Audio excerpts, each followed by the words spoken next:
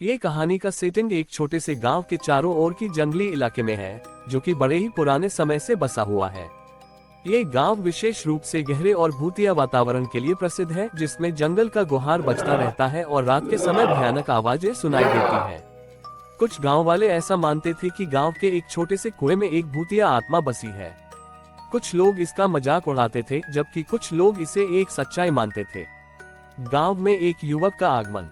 गांव के युवक नीलम अपने परिवार के साथ एक दिन वहीं घूमने आया।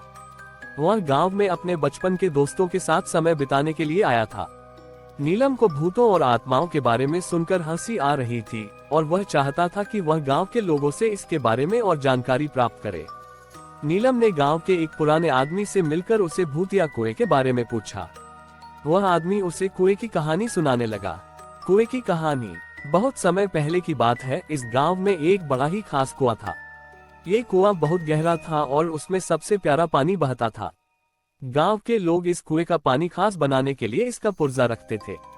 कुछ लोग कहते थे कि कुआं में रात के समय अजीब अजीब आवाजें आती थीं और कुछ लोग कहते थे कि वहां रात के समय भूतिया आत्मा दिखती थी। इसके बावजूद बहुत से लोग उसका सच मानते थे। एक दिन गांव के सरपंच का बेटा अर्जुन ने एक दरिंदा काम किया। वह कुएं में पानी डालने के बजाय उसमें कचरा डाल दिया। कुआं का पानी मैला हो गया और गांव के लोग परेशान हो गए।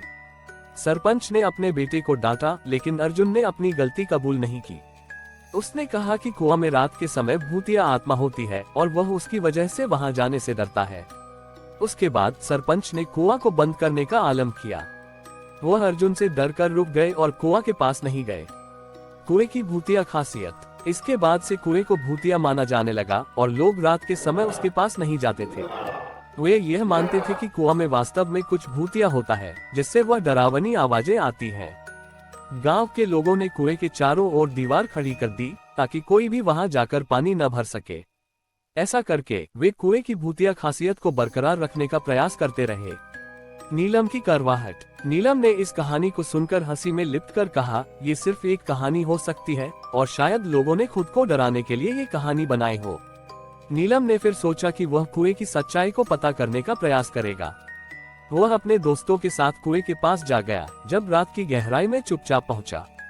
कुएं का रहस्य। नीलम और उसके दोस्तों ने कुएं के पास पहुंचकर देखा कि यह कुआं वाकई बड़ा और गहरा था। उन्होंने खुद से इसे देखा कि यहाँ कोई भी भूतिया आत्मा नहीं थी। नीलम ने कुएं की जांच की और पाया कि कुएं के निचले हिस्से में एक छिपी गुफा है। वह और उसके दोस्त गुफा में पहुंचे और देखा कि यहाँ पर एक पुराना और भूतिया महसूस करने वाला आवास है। गुफा के अंदर वे एक पुरानी किताब पाई, जिसमें कुएं के बारे में बहुत सारी जानकारी थी। किताब में लिखा था कि कुएं के पुराने समय में बहुत महत्वपूर्ण था और यहाँ की जिंदगी के लिए आवश्यक था। नीलम और उसके दोस्तों ने कुएं के पुराने मायाजाल को हटाया और गांव के लोगों को इसकी सच्चाई बताई। सच्चाई का प्रकटीकरण। जब गांव के लोगों ने सच्चाई जान ली तो उन्होंने कुएं को पुराने रूप में पुनः खोल दिया।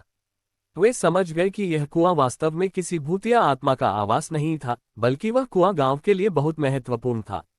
गांव के लोग अपनी गलती समझकर कुएं को सच्चाई के साथ अपनाने लगे।